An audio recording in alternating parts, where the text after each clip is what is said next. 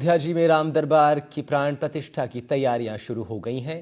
3 जून से अनुष्ठान शुरू हो चुका है। आज भी पूरे दिन यज्ञ और हवन होंगे। इसके बाद कल 5 जून को दोपहर में राम दरबार की प्राण प्रतिष्ठा होगी। आपको बता दें कि जिस मूर्ति को स्थापित किया जा रहा है वो जयपुर के एक परिवार ने बनाई है। खास बात यह है कि ये संगमरमर का पत्थर 100 साल से भी ज्यादा पुराना है।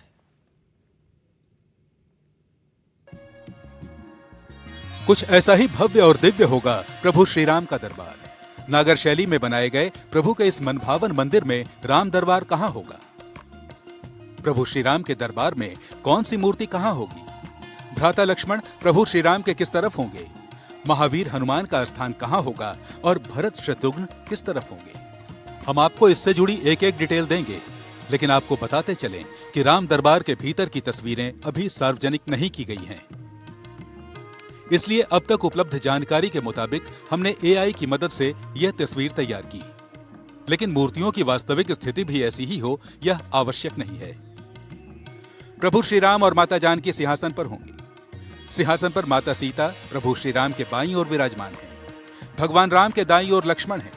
जिस तरफ लक्ष्मण है उसी तरफ नीचे हाथ जोड़े महावीर हनुमान बैठे हैं। भरत और शत्रुघ्न माता जानकी की तरफ यानी प्रभु श्री राम के बाईं ओर हैं।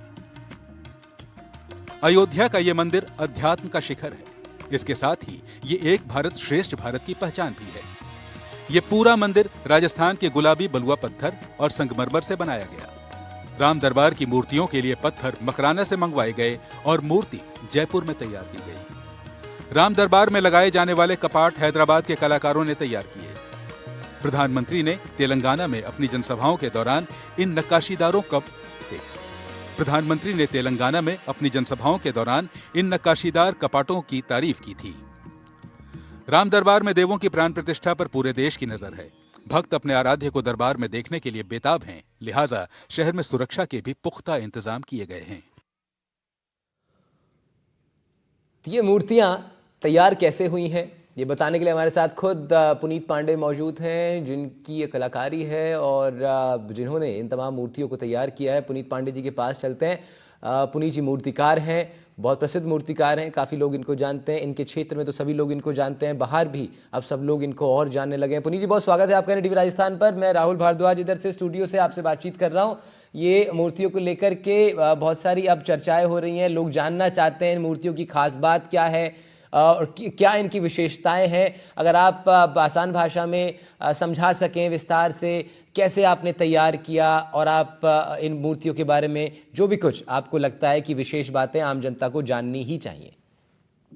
आपको और आपके सभी दर्शकों को, पूरे देशवासियों को जय श्री राम। और ये बहुत सौभाग्य की बात है, ये कार्य हमारे को मिला जो राम जी की सेवा के लिए। और हमने इसमें राम जी सीता जी बैठे रूप में बनाए हैं और लक्ष्मण जी इसमें खड़े हुए हैं और हनुमान जी इसमें बैठे रूप में हैं और शत्रुघ्न जी बैठे हुए हैं और खड़े हुए हैं और भरत जी बैठे हुए हैं। ऐसे पूरा दरबार लगा हुआ है और बहुत सुंदर मूर्ति बनी है।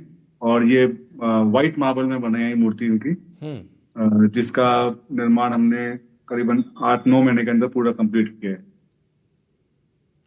और ये संगमरमर के पत्थर से बनी हुई मूर्ति है? बिल्कुल, ये संगमरमर की पत्थर की मूर्ति है और बहुत अच्छा क्वालिटी का पत्थर है, जिसके अंदर सब कुछ जो जो पत्थर मूर्ति बनाने के लिए चाहिए होता है वो पूरा इस पत्थर के अंदर सब कुछ मिला था हमको।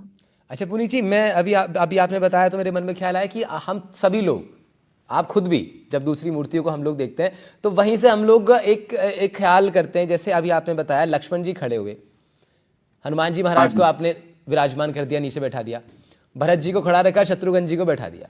अब ये कैसे ख्याल आता है मन में, कैसे तय हुआ कि भरत जी को विराजमान किया जाएगा, नीचे बैठाया जाएगा अपने बड़े भाई श्री राम जी के चरणों में, और शत्रुघ्न जी खड़े रहेंगे एक तरफ वो सेवा के लिए, लक्ष्मण जी खड़े रहेंगे? कैसे तय करते हैं? लक्ष्मण जी खड़े हुए आते पीछे। हाँ, क्या ये शास्त्रों में है, इनका शास्त्रों में लिखा हुआ है पूरा। हाँ हाँ हाँ। जब भगवान लंका जीत के आए थे, हाँ, और जब इनका पूरा वो लगा था तब पूरा शास्त्रों में इसका वर्णन था, उसी हिसाब से इनका पूरा कार्य किया गया है। हाँ, अच्छा ठीक है। तो ये मतलब हम स्पष्ट रहना चाहिए सभी लोगों को कि ये अपने हिसाब से आपने नहीं तय किया, ये पहले से ही हमारे शास्त्रों में, पुराणों में लिखा हुआ है, रामचरितमानस में इसका जिक्र होगा। कोई भी प्रतिमा बनाते हैं तो सबसे हाँ पहले उसके बारे में शास्त्रों में पढ़ना पड़ता है, उनका वर्णन होता है, वो किस एज के बनाने हैं, क्या उनका हाँ लीला थी, हाँ क्या वो कर रहे थे, कौन हाँ सा वो कार्य में थे। हाँ उसके हिसाब से ही मूर्ति की प्रतिमा हम लोग बनाते हैं। और इसमें भी हमने वही चीज ध्यान रखा है, हाँ। और बाकी में भी हमारा ऐसा ही रहता है। ठीक है, तो ये मैंने इसीलिए सवाल पूछा कि तमाम जो लोग हैं जब हम मूर्तियों को देखते हैं तो हमें स्पष्ट रहना चाहिए कि ये मूर्तियां ऐसे नहीं बना दी कि मन में ख्याल आया और पुनीत जी ने तैयार कर दी। नहीं, पुनीत जी ने उसके पीछे रिसर्च किया है, पुनीत जी ने पहले जाना है, पढ़ा है, समझा है गुरुओं से, बुजुर्गों से, किताबों से, शास्त्रों से, और तब उसको फिर ये मूर्त रूप दिया है। ठीक बात है पुनीत जी? बिल्कुल सही बात है, और सब मूर्तियों का निर्माण ऐसे ही किया गया है। हाँ और हर हर मूर्ति का साइज क्या होना चाहिए, जब अगर राम जी सीता जी बैठे हुए हैं तो क्या साइज की होनी चाहिए, सब चीजों का एक प्रमाण के हिसाब से मूर्तियों का रेडी किया गया है। पुनीत जी, और वो बताइए कितने ना, सॉफ्ट बहुत ही होने। खूबसूरत ये मूर्तियां हैं, और जरा इनके बारे में जरा विस्तार से बताइए, और किसी मूर्ति के बारे में आपकी सबसे पसंदीदा कौन सी इनमें से? आप मेरे को, आप भगवान को, आप अगर उनका नाखून भी देखेंगे ना तो आपको ऐसे लगेंगे कि भगवान सामने बस विराजमान है। अगर हाँ मैं तो नाखून भी बोलोगे ना, या उनके बाल केश बोलेंगे तो ऐसा लगेगा कि भगवान कितने सुंदर है। और ये मैं आपको बोल सकता हूँ कि जब मूर्ति के दर्शन होंगे हाँ। तो आपको बहुत मतलब ऐसे साक्षात भगवान बैठे हुए ऐसी अनुभूति होगी। और कितना समय पुनीत जी आपको लगा तैयारी कर हमको पूरा तैयार करने में? हमको 8 महीने के ऊपर लग गए पूरा कार्य करने में। 8 महीने लगे, लंबा समय लगा। हाँ जी। तो इसमें कितने लोगों का सहयोग आपने लिया? कितनी बड़ी टीम इसके लिए काम कर रही थी? हमारी पूरी टीम है, इसमें 20-25 लोगों की टीम है, हम्म। क्योंकि इसके अलावा भी हमने टोटल मूर्तियां 19 मूर्तियां बनाई हैं जो वहां पे लगी है हाँ अपने राम मंदिर में ही। हाँ। और राम दरबार में तो पूरा सबको सबको तैयार करने में हमारे को 20-25 उसमें पूरा लगा है। अच्छा, मैंने आपसे पूछा जी। आपकी पसंदीदा इसमें से कौन सी मूर्ति है, वो आपने जवाब नहीं दिया उसका। मैं आपको बोला ना कि आप भगवान का कोई भी आप देखेंगे, दर्शन करेंगे कुछ भी, हाँ तो मैं बोलूंगा अगर आप आंखों में, नेत्रों में भी देखेंगे तो उससे हाँ। पहले तो आप वो जाएंगे भगवान की, भगवान भगवान इतने सुंदर है। क्या बात है। हम भी और उनको देखने के लिए ऐसे हाँ छुपके छुपके देखते थे कि भगवान रेडी हो रहे हैं, ऐसे हो रहे हैं। जब उनका पूरा रेडी होता था, हाँ पेंटिंग करते थे, मतलब हाँ उनके उनकी घिसाई होती थी, हाँ पॉलिशिंग होती थी, फेस बनता था, तो हाँ देखते देखते ऐसा लगता था कि ये भगवान इतने सुंदर। हाँ हाँ हाँ, ऐसा है कि ये नहीं है कि हम हमारे लिए बोलेंगे, हम भी प्रार्थना करते थे कि भगवान इतने सुंदर बने। हाँ जाप होते थे और सब उस हिसाब से कार्य किया जाता था। हाँ। और मतलब मूर्ति में इतना सुंदरता, भव्यता आई है कि आपको बहुत आनंद आएगा, सबको, देशवासियों को। अच्छा पुनीत जी, जो पत्थर इस्तेमाल हुआ है, आपने बताया संगमरमर का पत्थर इसमें इस्तेमाल हुआ है, तो संगमरमर का पत्थर, सब ये संगमरमर जो शब्द है आमतौर पर भारतीय जानते हैं ताजमहल से, कि भाई ताजमहल में संगमरमर का पत्थर इस्तेमाल होता है, हुआ था। अब ये जो पत्थर इसमें इस्तेमाल हुआ है, क्या ये उसी तरह का ठीक पत्थर है, या संगमरमर में भी अलग अलग तरह की वैरायटीज होती हैं? कुछ इस पत्थर की जरा कुछ विशेषताएं बताइए। संगमरमर में बहुत सारी क्वालिटीज होती है, हाँ हाँ हाँ। वैरायटीज होती है। और जो आप ताजमहल का बोल रहे हैं वो तो 300 साल बहुत पुराना है। और ये जो पत्थर है, ये उससे भी बहुत ज्यादा बढ़िया पत्थर। हाँ। मतलब इसके अंदर कैल्शियम है, आयरन है, हम्म पूरा स्ट्रेंथ है, अपन कितना बारीक काम कर सकते हैं इसके अंदर। और हम्म। इसके अंदर वाइटनेस बहुत अच्छी है। जब भगवान उसमें जब विराजमान होते हैं और जब उनका स्माइलिंग फेस आता है तो ऐसा लगता है कि बहुत भगवान बैठे हुए बहुत सुंदर लग रहे हैं।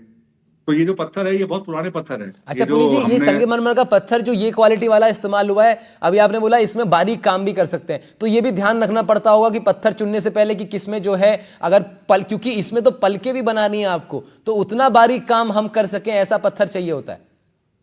हाँ बिल्कुल, आप सही बोल रहे हैं। पत्थर की सबसे पहले ब्लॉक की टेस्टिंग होती है, मतलब हम लोग चेक करते हैं खुद भी। और उसके बाद हमने ब्लॉक के पत्थर की टेस्टिंग भी करवाई थी लैब में। और उसके हिसाब से फिर हम पत्थर का सिलेक्शन हुआ। फिर हमने उसका ये देखा भाई पत्थर के अंदर कितना अपन कार्य कर सकते हैं उस हिसाब से। फिर उसके बाद हमने कार्य स्टार्ट किया, और भगवान की कृपा ये रही कि हमारे सभी मार्बल जो हमने सेलेक्ट किए थे वो सबके सब में एक बार में ही वो सब भगवान की कृपा से वो सेलेक्ट हुए, और वो सारे कार्य में उसी में काम कार्य हुआ। और ना कोई विघ्नता हुई, ना कुछ ऐसा लगा कि भाई कोई हमारे को परेशानी आ रही है उसमें आ रही है। तो जो हमने पूजा अर्चना भी कराई कि भाई हमारे कोई भी कार्य में विघ्नता नहीं आए, ऐसा हमने उसमें कार्य करा। अच्छा पुनीत जी, एक व्यक्तिगत पर्सनल सवाल आपसे। भगवान राम लला, राघवेंद्र सरकार, भगवान श्री राम के दरबार में ये मूर्तियां स्थापित हो रही हैं और आपको ये सौभाग्य प्राप्त हुआ। आपने कहा शुरुआत में एक कैसा एहसास आपको इस चीज़ का, एक भारतीय के नाते से, एक सनातनी के नाते से, हिंदुस्तानी होने के नाते से कैसा महसूस आपको होगा आगे वाले वक्त में भी, जब लोग ये जानेंगे और आपसे बात करेंगे कि भाई ये ही हैं इन मूर्तियों के रचनाकार? ये बहुत गर्व की बात है हमारे पूरे पांडे मूर्ति भंडार और पांडे परिवार के लिए। बहुत सौभाग्य की बात है ये कार्य हमारे को दिया, क्योंकि पिछले 3 पीढ़ियों से हम ये कार्य कर रहे हैं।